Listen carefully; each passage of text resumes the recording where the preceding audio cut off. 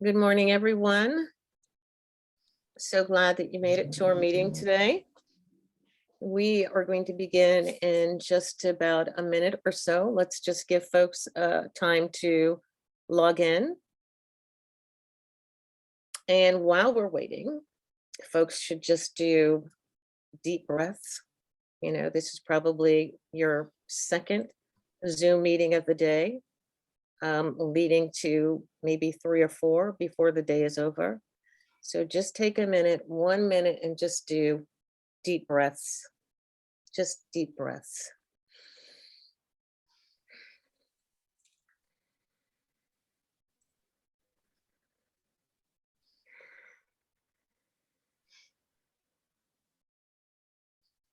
Okay, so we are at 10:03. Again, want to welcome everyone to our meeting. Everybody knows my name. I'm Io Harrington, co-chair of New York City VOAD, and my co-chair, Zach Hodgson, is also with us. So today we are going to talk about race. I want to encourage every one of you to participate in the discussion. There are no comments that are too ridiculous. There are no questions that you cannot ask.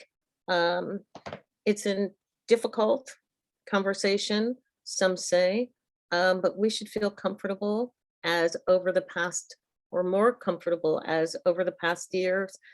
We at New York City VOAD have implemented a number of things pushing towards trying to undo racism, both in our minds, within our own organization, and hopefully taking some of it back to the organizations that each of you represent. What is racism? It's just prejudice and discrimination. It is meant to control and keep one in a certain place, psychologically, educationally, emotionally, legally. It impacts everything from housing to healthcare. And it is deep rooted as part of a founding principle of our country, as we are all aware.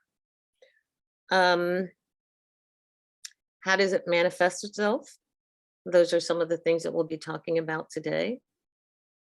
And while you are listening to our presenter, I want you to think about some things. What is structural racism?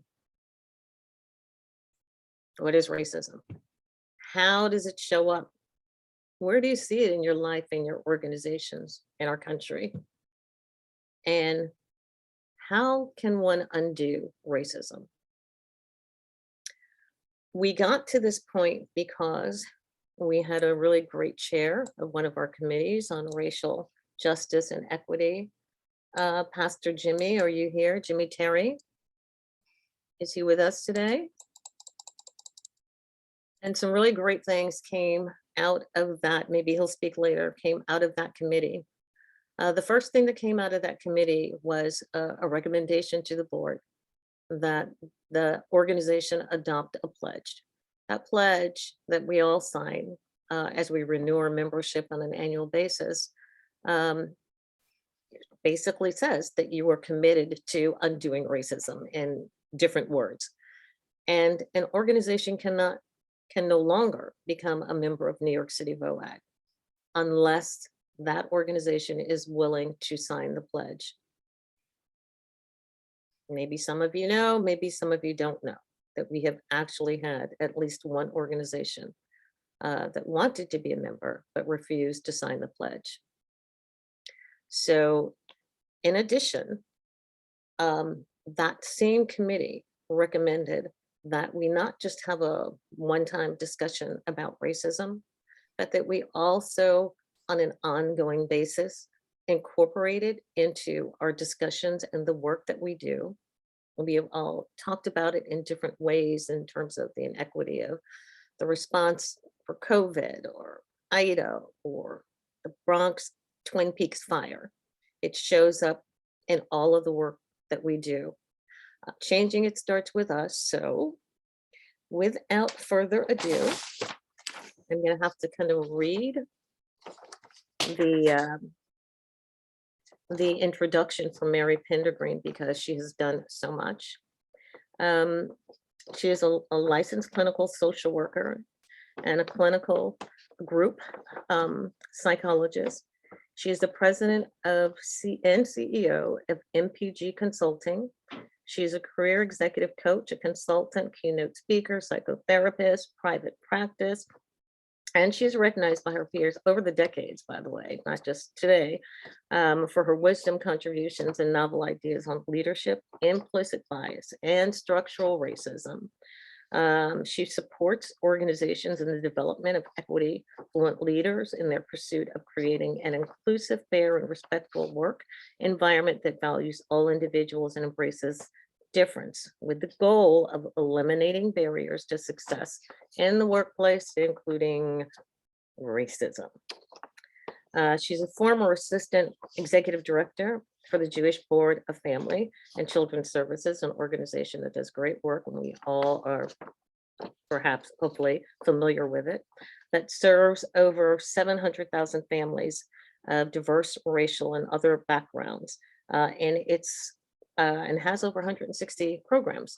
She oversaw a lot of that. She is also an author. I'm not going to read the titles of everything that she wrote, but their titles include Creative Mentorship and Career Building Strategies, Strategies for Deconstructing Racism in the Health and Human Services, Vulnerable Populations, People of Color in Leadership Roles, Beyond Diversity and Multiculturalism Towards the Development of Anti-Racist Institutions and Leaders, and the list does go on. So this is not a training. I want to make this clear. This is a discussion. We cannot do anti-racist training in an hour or half an hour. It really takes intentional commitment to a block of time to really get into it. Having said that, she's going to talk to us about the services that her company provides. I attended only at the very end, unfortunately, her monthly membership meeting. I think on Monday, I think that by the time I got on, there were 130 people. So we are very happy that you are here with us today, Mary Pender Greene, and we look forward to what you have to say. Thank you. I am absolutely delighted to be here. Thank you so much for inviting me.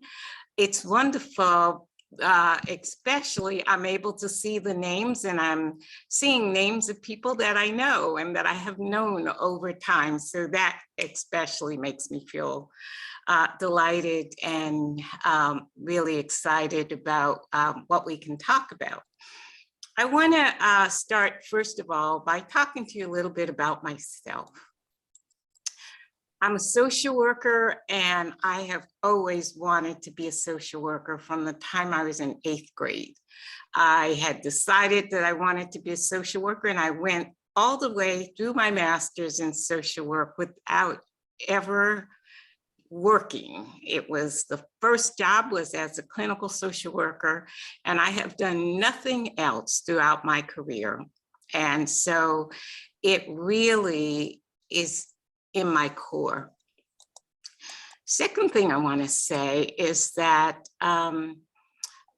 I spent much of my career being the only, in many environments, the only woman, the only person of color.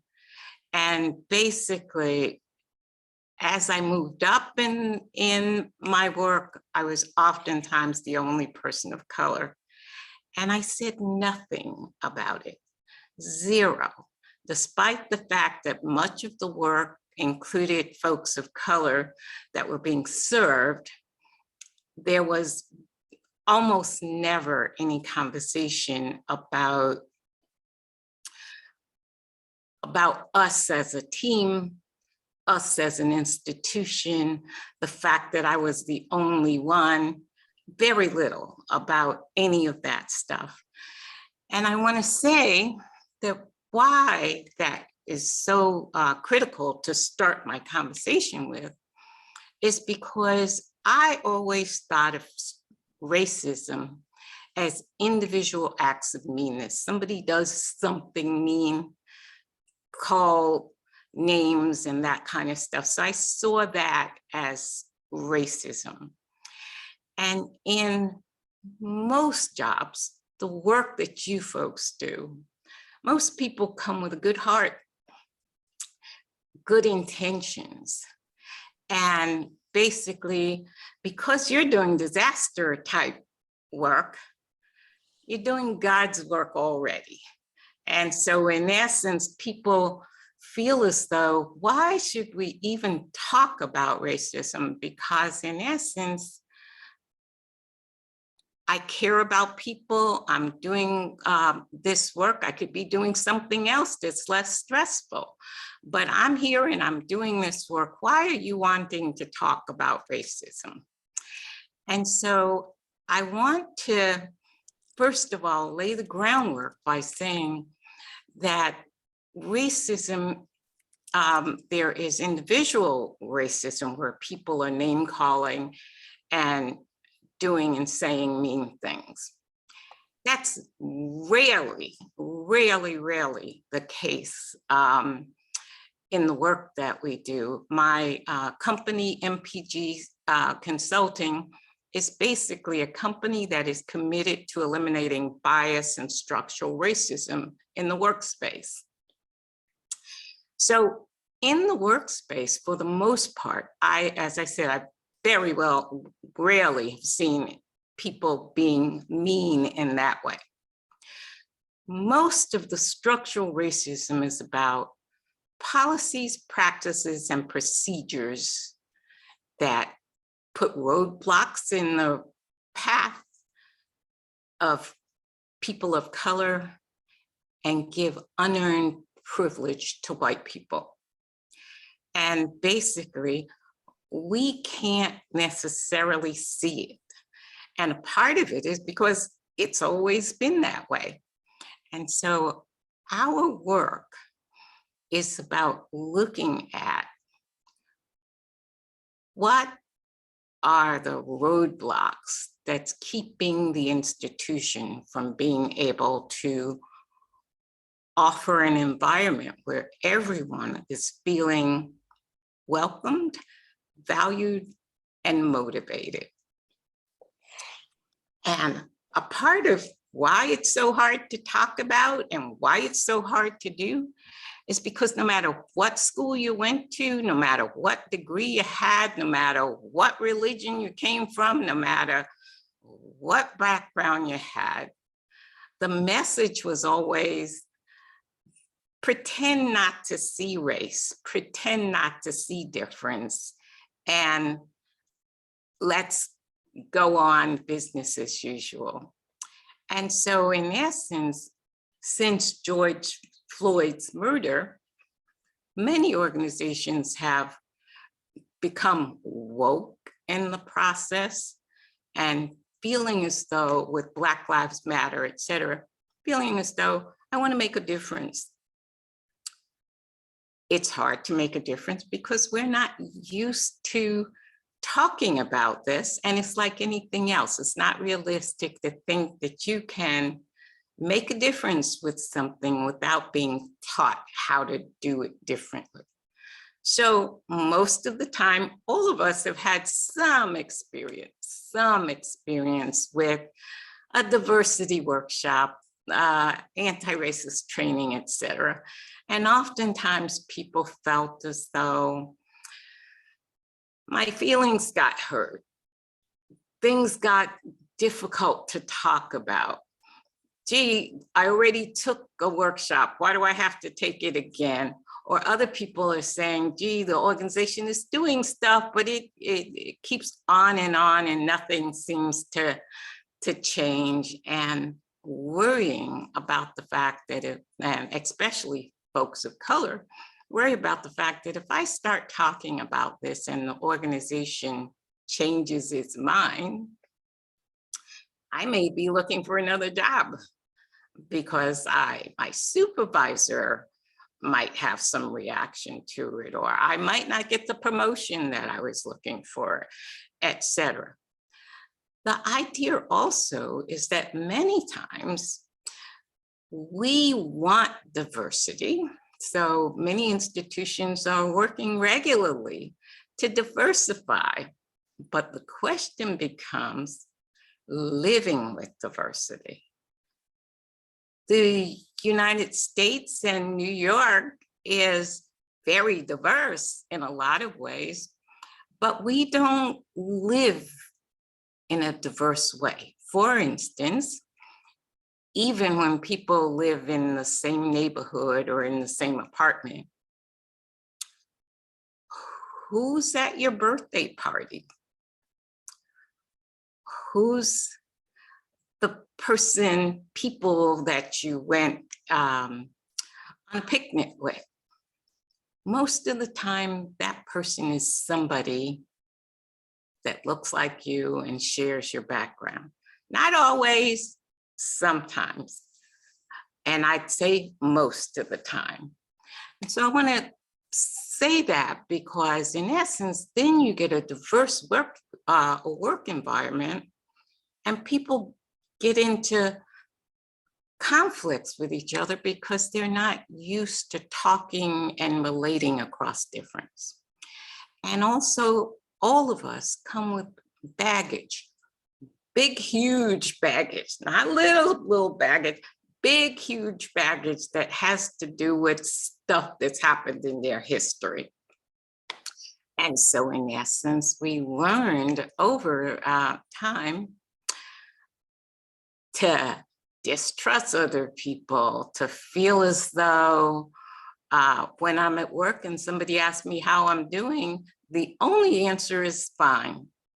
And also, if somebody wants to talk about race or sexual orientation or LGBTQIA+ issues or ability, people have been taught to just suck it up and say very little because their history, that baggage that we carry, has shown us that if indeed you speak up, you may be on the way out the door.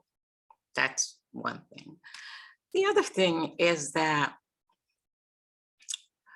it's hard for us to value things and people that are different. We say we want a diverse environment, but what happens when we bring a variety of people together?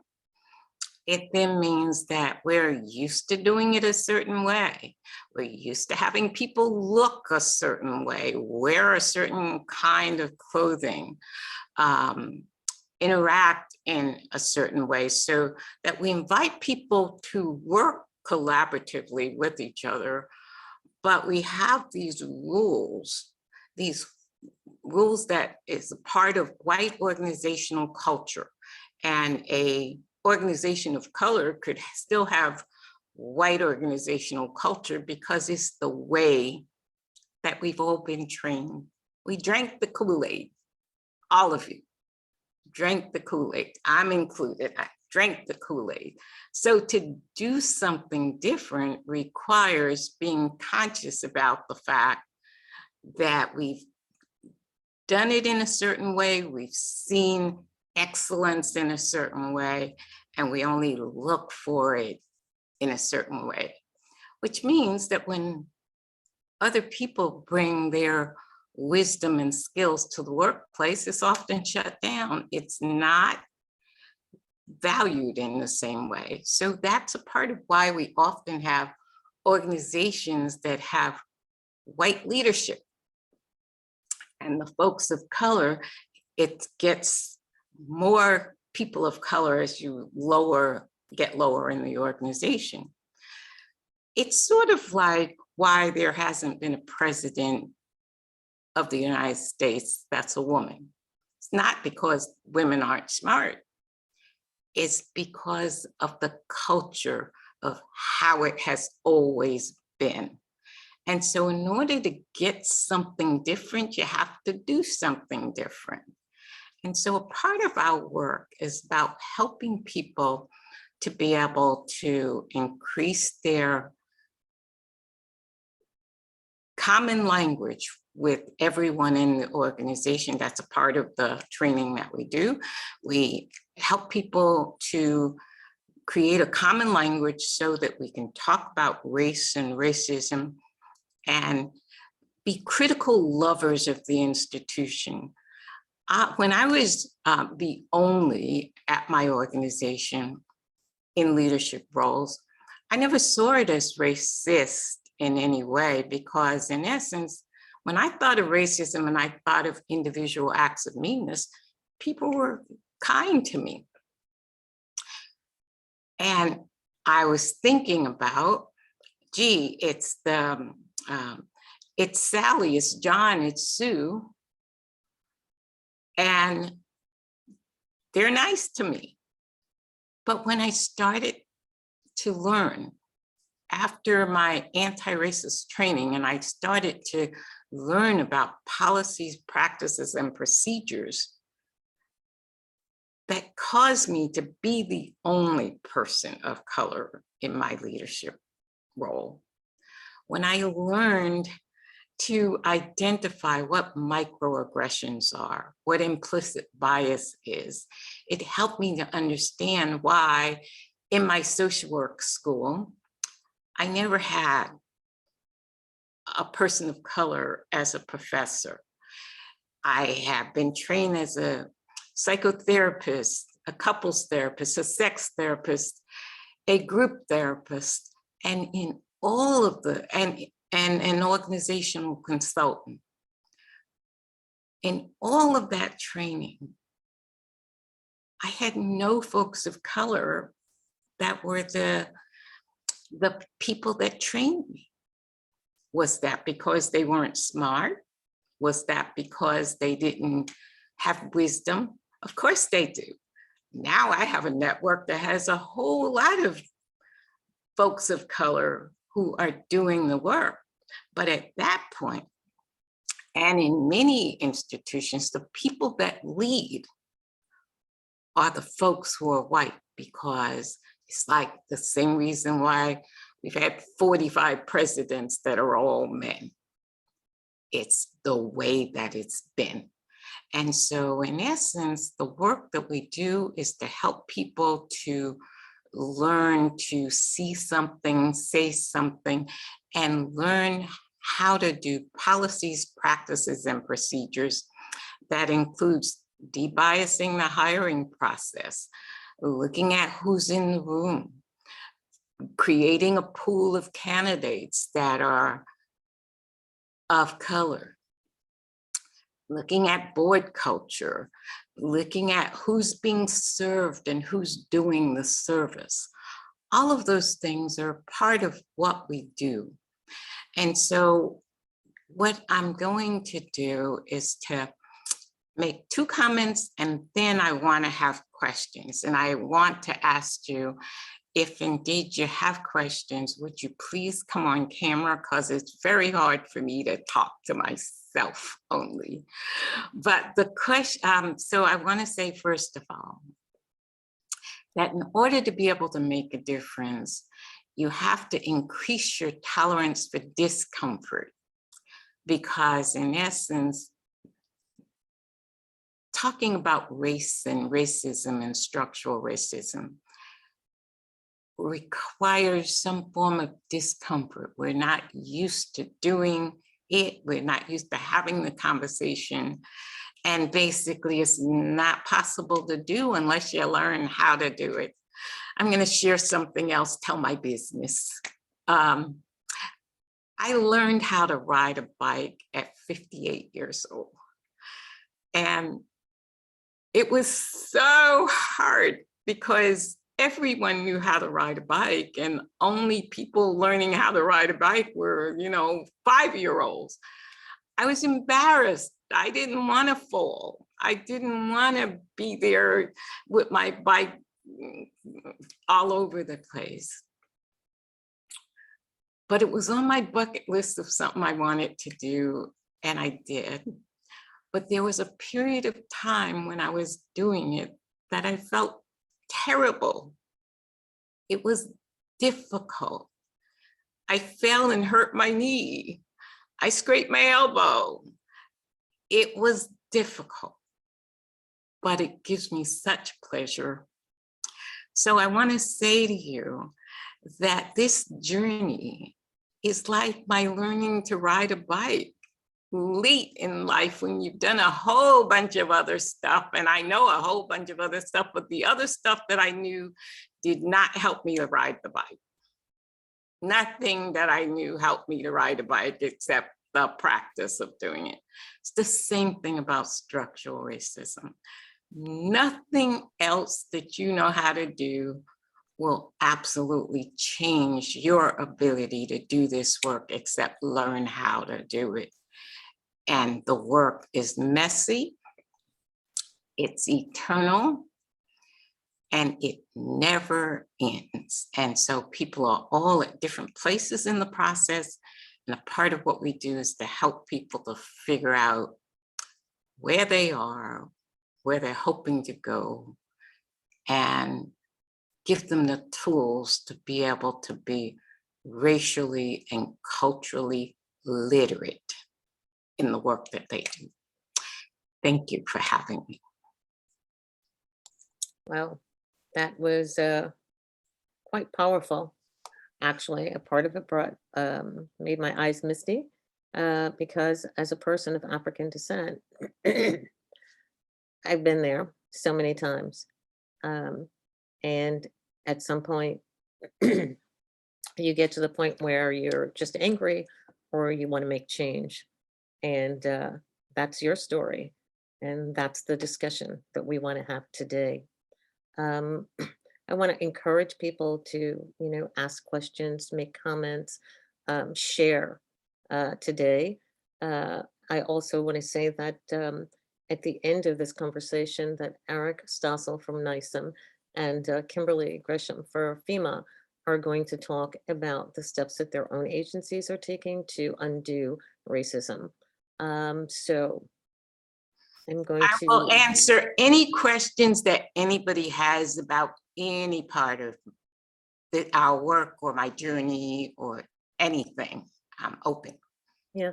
And Len, who is her assistant, is on. Len, if there's some way that you can put the menu of services in the chat. If not, we can also send them afterwards. That would be great.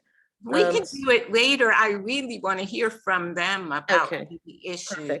Perfect. So we're going to open it up to questions. Who's brave today? Growth begins where comfort ends. I like that as well. Who's brave? What is happening at some of your own companies? What are the discussions that you're having there? What are the changes that you're having there? What did you think of Black Lives Matter? Anyone? So this cannot be a Can I say something? Yep, sure. On that note, you said Black Lives Matter. I think on a wider scale. Can't hear you, Derek. Okay, can there now. You are.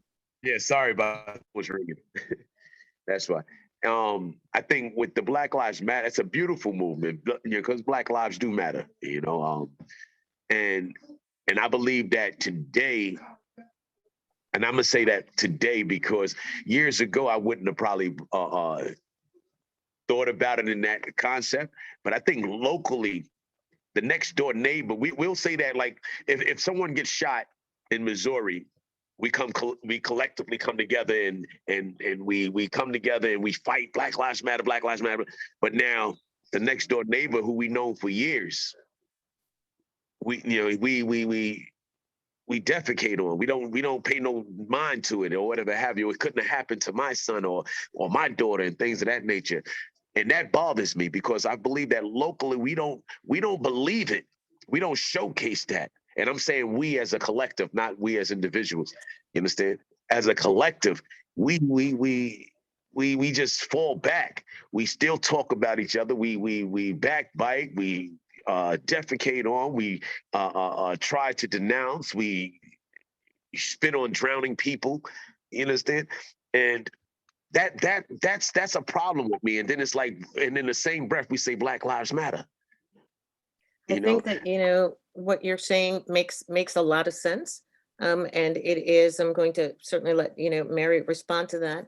But, in one sense, it is easier for people to think about what's happening far away instead of what's happening in front of their face. So thank you for sharing that point. And Mary. Yes.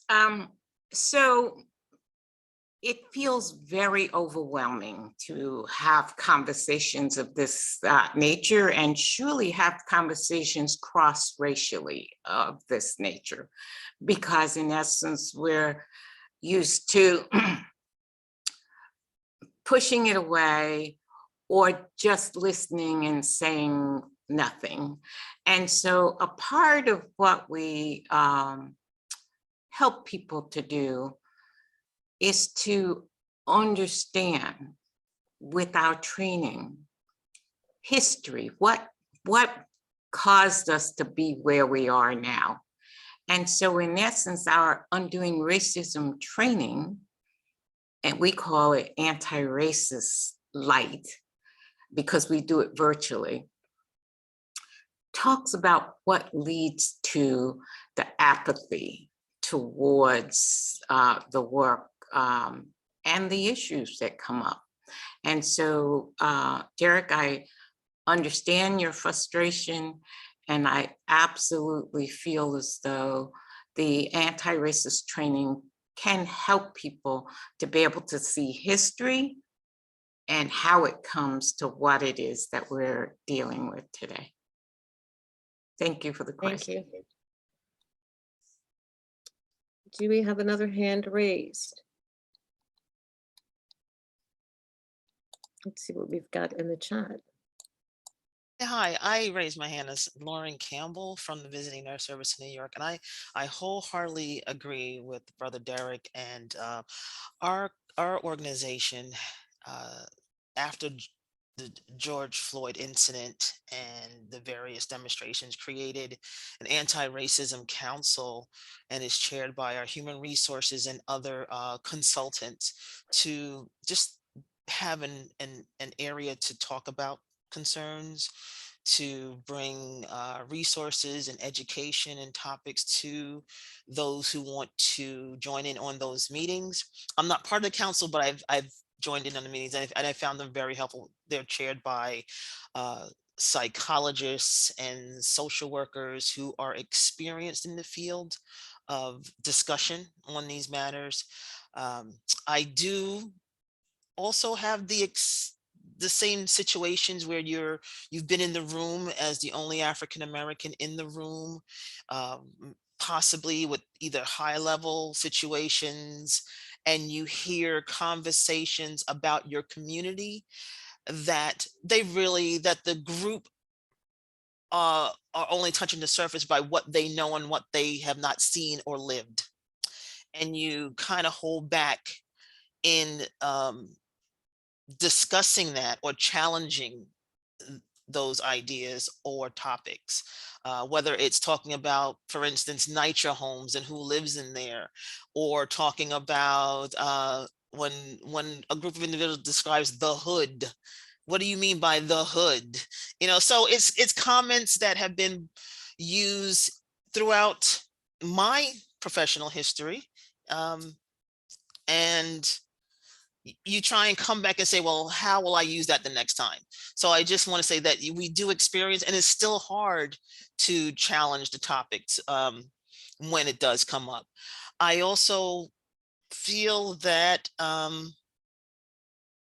there are our brothers and sisters here of various colors that may know that when they're in discussions with their own groups of people, that some of those discussions are wrong. And do we challenge that? And how do you challenge that? Some examples that we may find easy to say, no, you say it this way, or no, these people are not this way because, and give examples.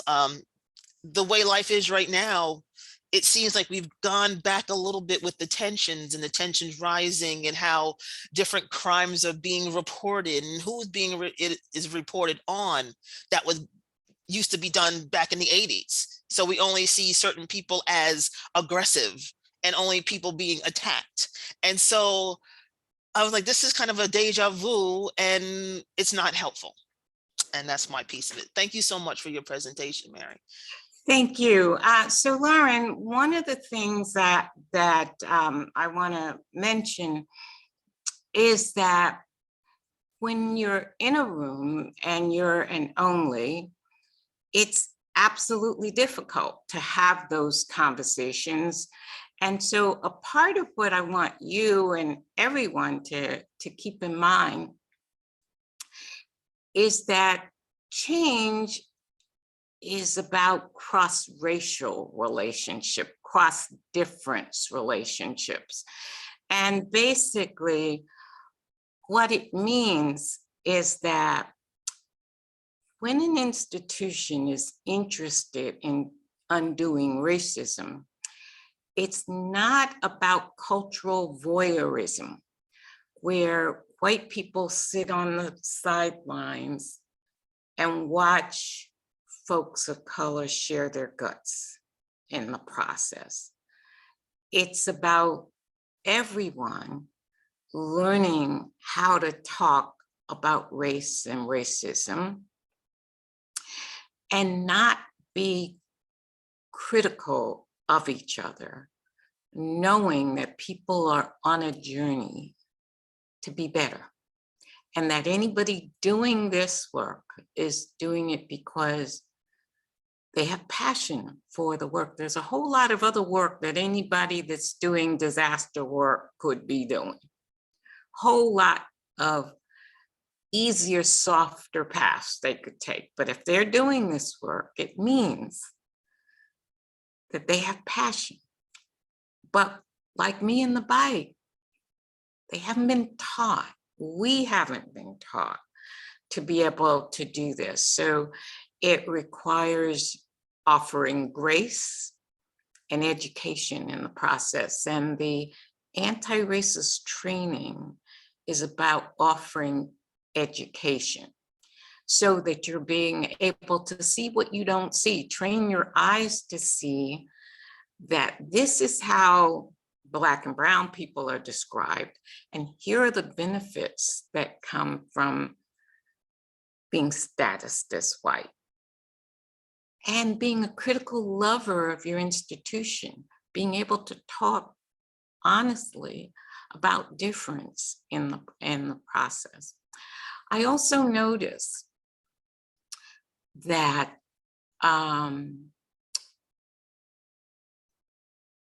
oftentimes change begins wherever it can in an institution.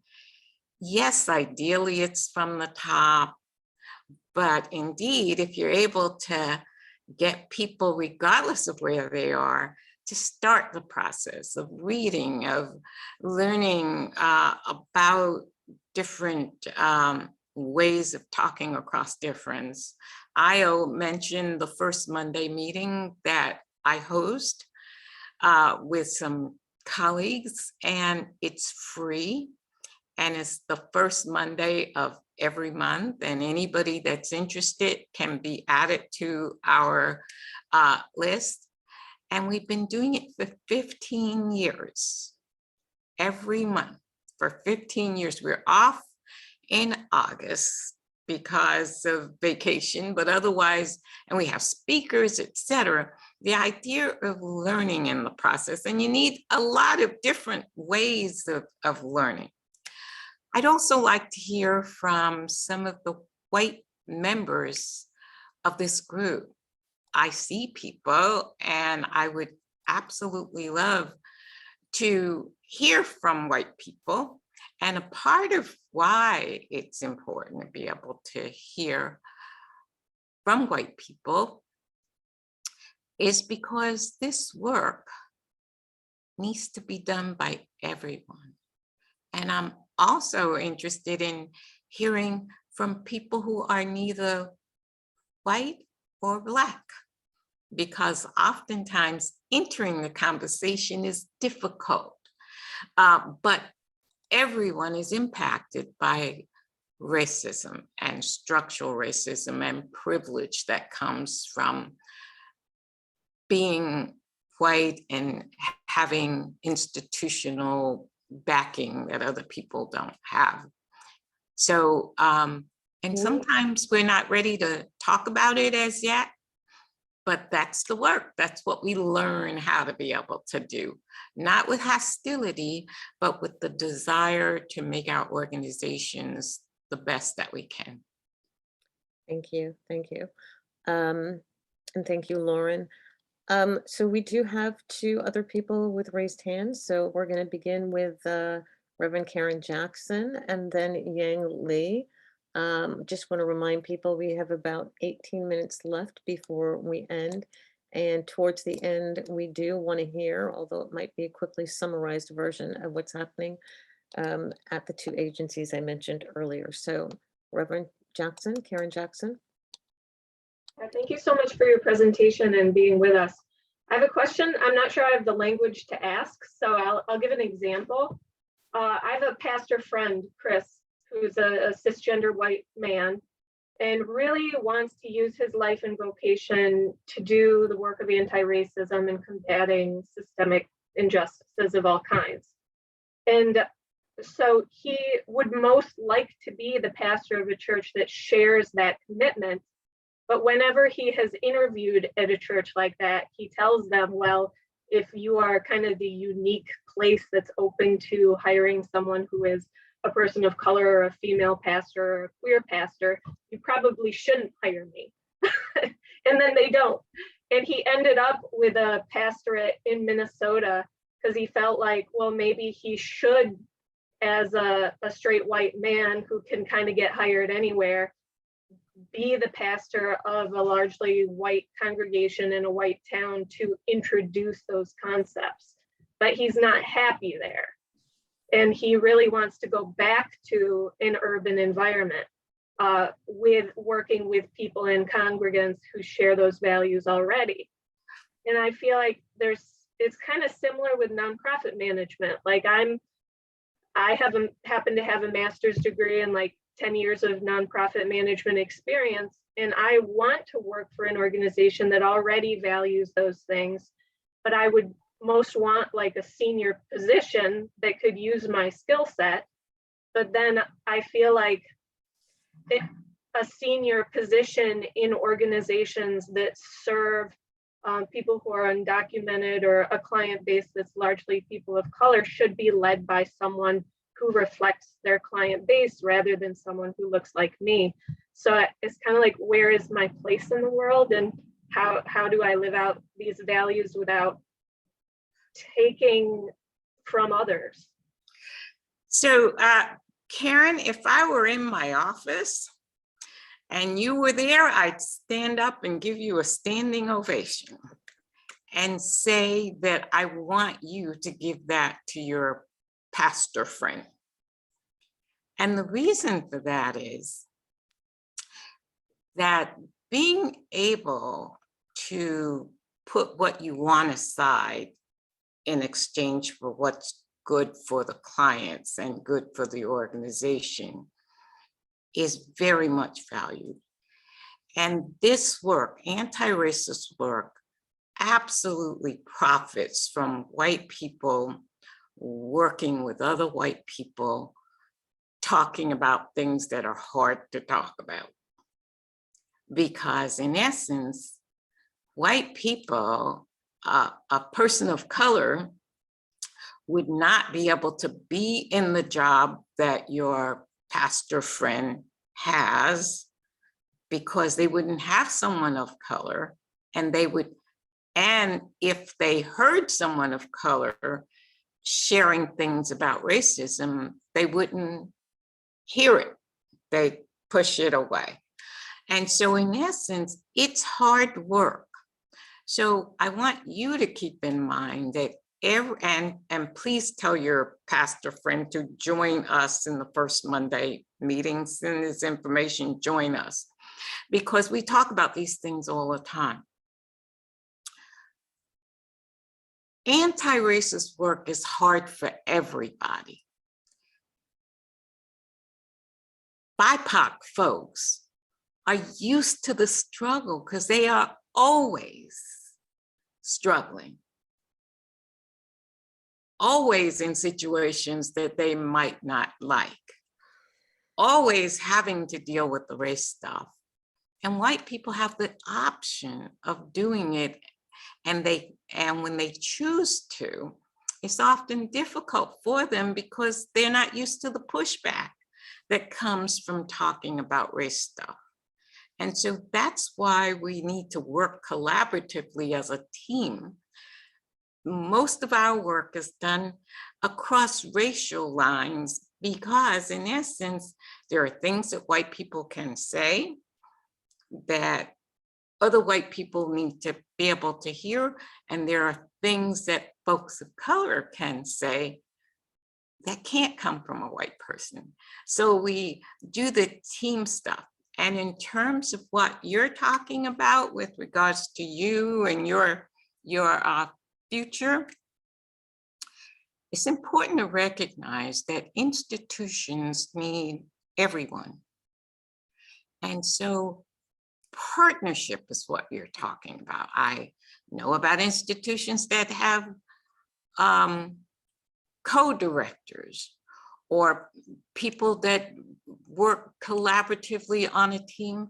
Many white people have never worked for a person of color. So the idea is to be able to look at where can you bring your wisdom and your skill and learn how not to be in charge as the only way to be able to offer your skill. But I want to strongly encourage you to keep up the good work. Join our first Monday. We also have hubs for white leaders who are learning to be anti-racist, and we have hubs. Lynn, my colleague, is doing a hub for Black, Indigenous, people of color that she'll be able to make some comments. She'll put it in the chat so that you can join in that group. All of these things are free. And why are they free? It has to do with our commitment to helping to change New York. And of course, in the process, the first Monday meetings or the hubs that we do isn't going to change an institution. It helps in the journey. In order to change the institution, you absolutely need to be able to get outside consulting, because oftentimes you can't say stuff in your institution and have people listen. It's hard to be a prophet in your own home. Mary, I'm gonna stop you because we actually have 3 hands and very little time. Oh, okay, so sorry. So what I'm gonna do is I'm gonna ask Yang, Peter, and Jill to maybe ask their questions or make their comments very quickly, and then Mary will have an opportunity to respond. Okay, is that gonna work? So we're gonna go with Yang first. Hey, Yang, how are you? Yeah, how are you doing? am- Thank you so much I for am- the presentation, I'm and great. thanks Thank you. everyone for the comment. Thank you. I just want to make a quick comment. So I can't see just you. kind You of were on to camera and then I represent a little can't bit see of you anymore. here. Yeah, we don't see you, I'm on camera. Or your Can you see picture. me on camera? but let's Okay. continue because we do only have a Okay. few Yeah, minutes left. let me continue real quick. Yeah. Okay. So can you see me now? Yes. Yes. So yay. So I just want to say something that, you know, from the beginning of the BLM movement, there has been a lot of criticism about how Asians are not helping. First of all, I want to apologize on my own behavior and for my organizations that we might not do as much as we hope we could have done, but we are making adjustment. We are coming up programs internally to make sure our volunteers are more aware of the BLM movement and also more aware of how to engage different races in our works. But I do want to point out one thing, that as for Asian communities, I do want to ask people to lighter the criticism of not participate as much as we should, is because I am a very lucky generation that I came here on my own will. Like my parents brought me over here. But there's a lot of Asian people who actually came here because they are refugees, because of war-torn home.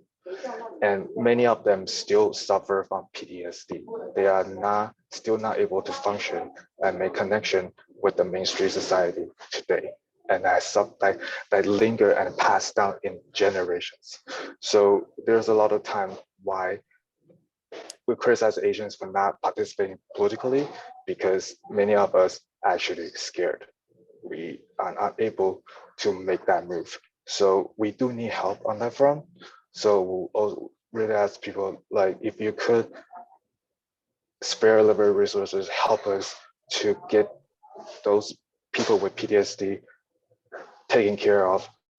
I think we will be able to increase a lot of Asian participation politically and help the society to move a better place. Because if we left behind, no one gets moved forward. So just want to make that comment. Thank you so much. Thank you. So Yang, thank you for that comment. I am really clear about the fact that anti-Asian racism is a part of the work, and we need to speak up at the time that those things happen and be conscious about history, what people bring to the relationship.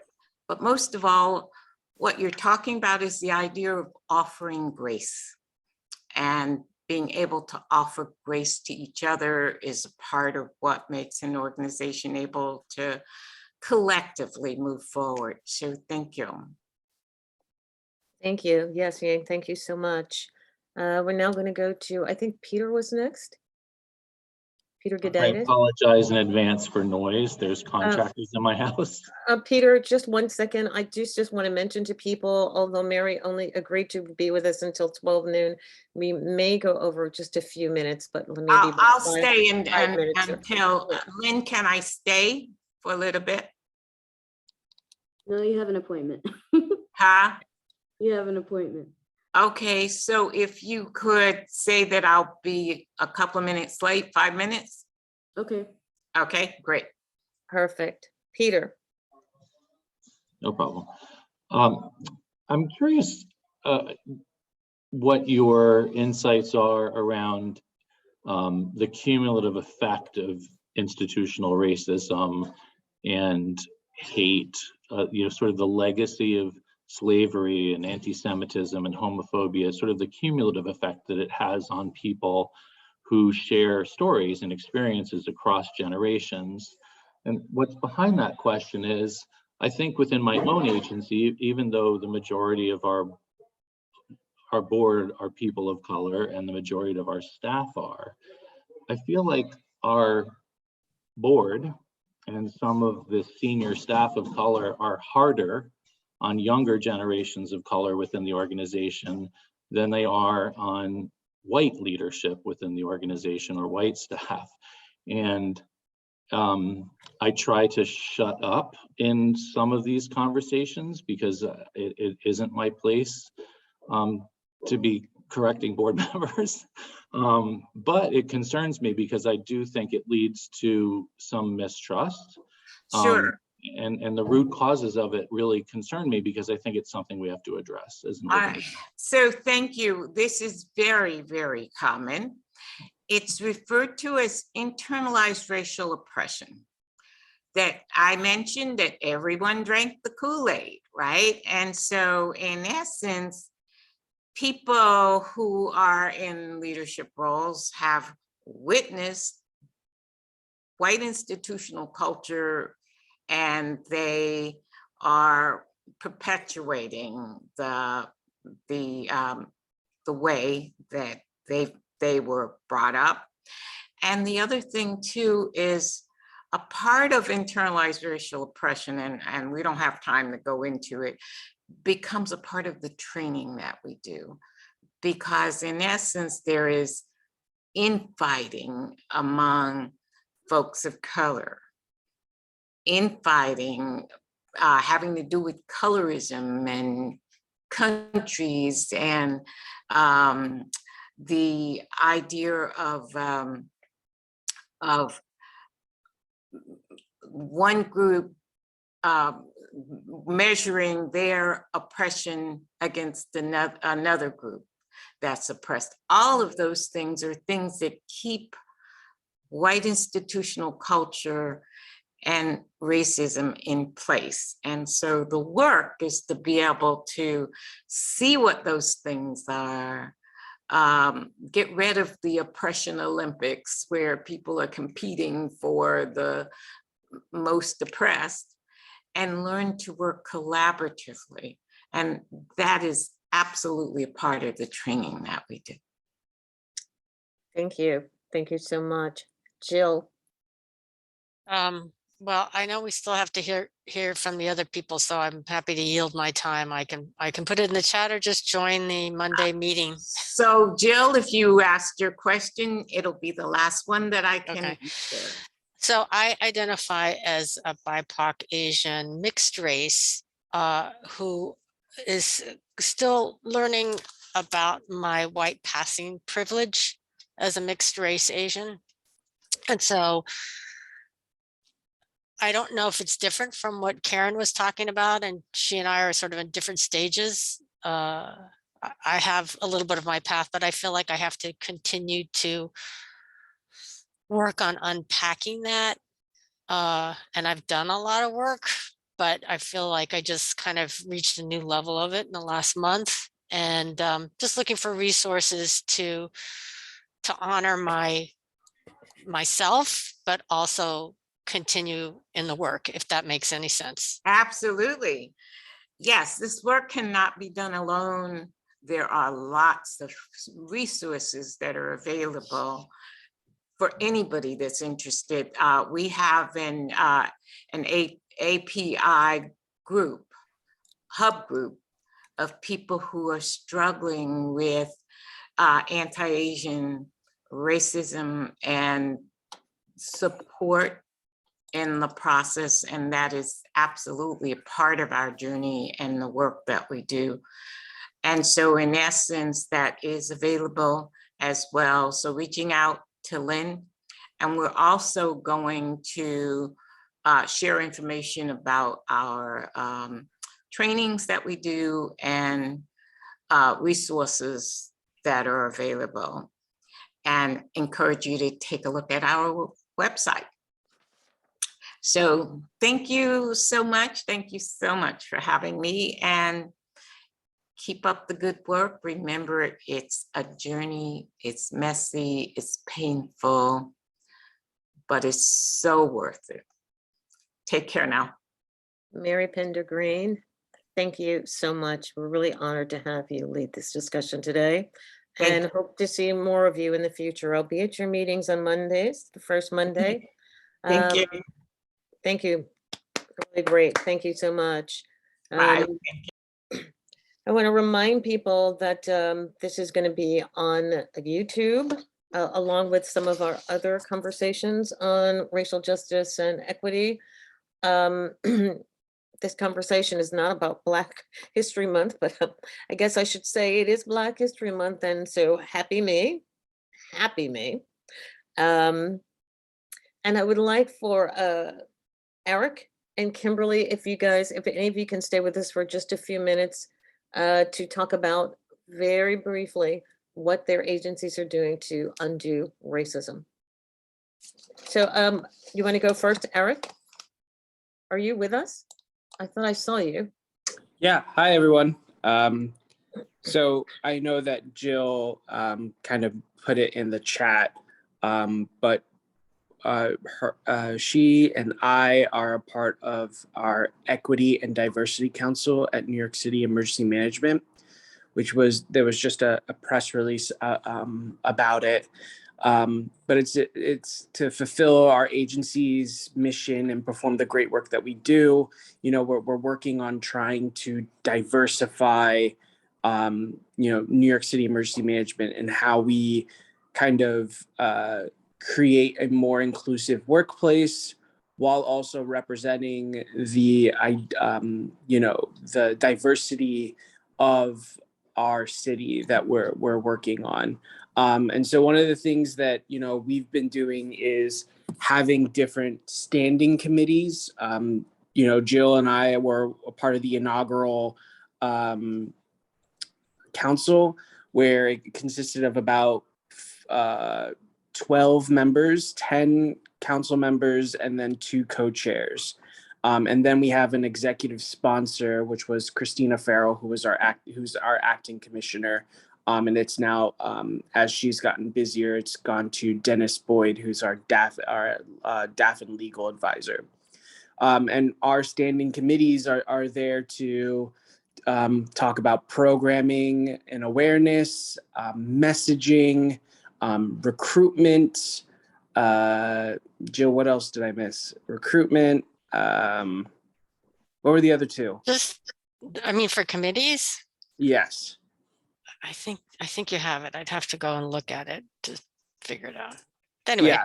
Yeah. So, our team, our council is split up into those different areas where, since we were the inaugural council members, we're about to start applications for the next council for this upcoming year, and hope to have a transition period with the old council into the new council. Our council members always have 2 years. If they want to stay for 2 years, they can. And then afterwards, where we kind of drop out to allow other people to join the council. So those are, some of essentially it's kind of like a DAFN advisor where we're there to provide any kind of assistance in terms of equity and diversity. When we come up with programs, how are we making sure that we're looking in an equity lens or a diversity lens? Are we hitting everyone that we can? And if not, what are ways that we can do to help with that? So, thanks for letting me speak, Io. Thank you. Thank you. Thank you so much, Eric. Kimberly, are you with us? Yes, good morning. Sorry, it's a little dark in here. Good morning. So loving the cat. Thanks. So just to kind of give some information. So on Biden's first day in office, he signed Executive Order 13985, which was advancing racial equity and support for underserved communities through the federal government. So this established that affirmatively advancing equity, civil rights, racial justice, and equal opportunity is the responsibility of our whole government. And so FEMA has incorporated that into our 2022 to 2026 strategic plan. I'm going to give you kind of an overview of it. I am happy to arrange for maybe somebody from our Office of Equal Rights to do a more in-depth presentation if you're interested, so just please let me know. So the first goal of this plan is to instill equity as a foundation of emergency management.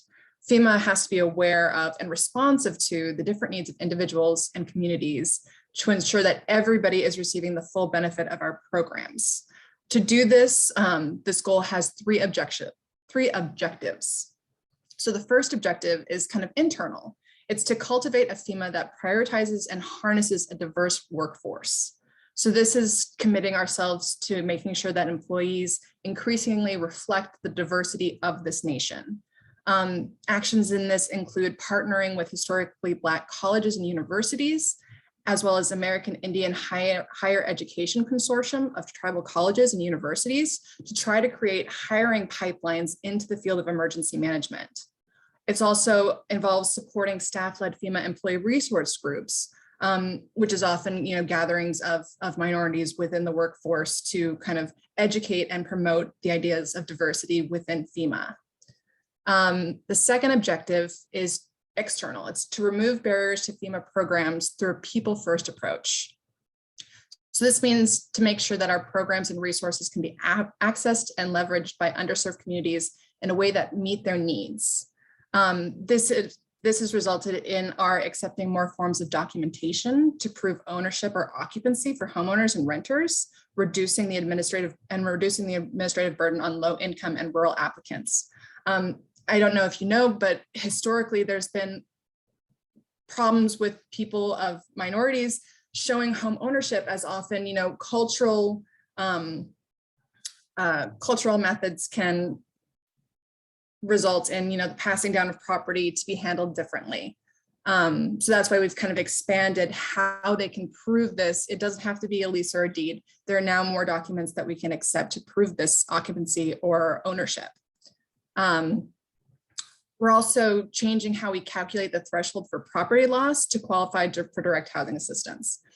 And like I said, this is kind of just a bare bones. We can definitely arrange somebody to go into this in a little bit more detail later. And the third and final objective is to achieve equitable outcomes for those that we serve. So we know that access on its own is not enough.